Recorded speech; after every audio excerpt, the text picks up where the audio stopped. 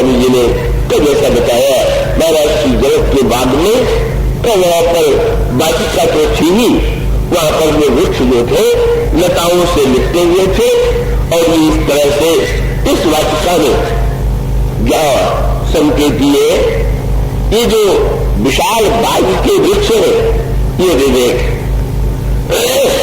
वो नौ पल्लो है विकप अनेका साधक मन जस मिले विवेका।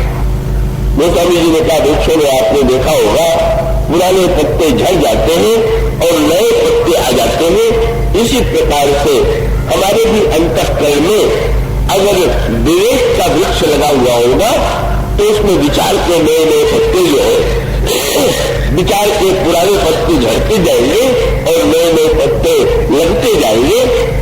तो इसका अभिप्राय ये है, एक ओर हो भावना में वाटिका और दूसरी ओर हो विवेक में वाक, और उस विवेक में बात के ऊपर जो है वृक्ष पर लताएं अगर दिखती हुई हो, और वो लताएं कौन सी है? क्षमा दया दम लता दिखाना, क्षमा की लता, दया की लता, इंद्रिय दमन की लता, ऐसी वाटिका में ऐसे बाग में प्रभु पधारते यहाँ आकर के उनको अत्यंत आनंद की अनुभूति होती है, तो परम प्रसन्नता की अनुभूति होती है। और इसी वाटिका में श्री सीता जी और भगवान श्री राम का आंतरिक मिलन होता है। श्री सीता जी मानो साक्षात मूर्तिमती रहते हैं, भगवान राम साक्षात परब्रह्म परमात्मा है। भक्ति और भगवान का अंतःकरण में जब तक मिलन नहीं होता है तब तक जीवन में धन्यता नहीं आती है, और अगर वह मिलन हम चाहते हैं तो ईश्वर ज्ञान में है, इसलिए बात की अपेक्षा है विवेक के बात की, भक्ति देवी भावना में ही है, इसलिए आवश्यकता है भावना की वाटिका की।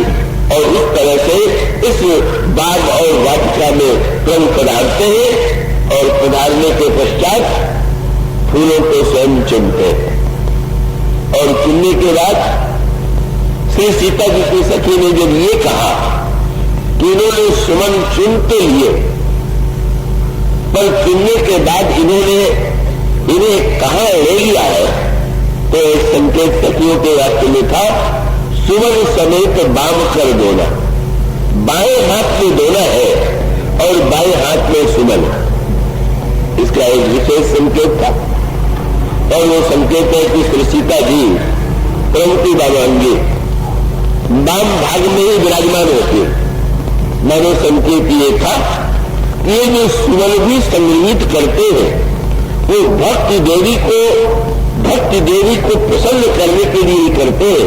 ये भक्ति का अंग है, वाम अंग मानो, इसलिए तो अब इस सुमन का जो सांकेतिक पूर्ण विकास हुआ तो चित्रकूट में जाकर के हुआ। कृपया आप अभी तो भाव के संदर्भ में पूरी तन्मयता से सुने।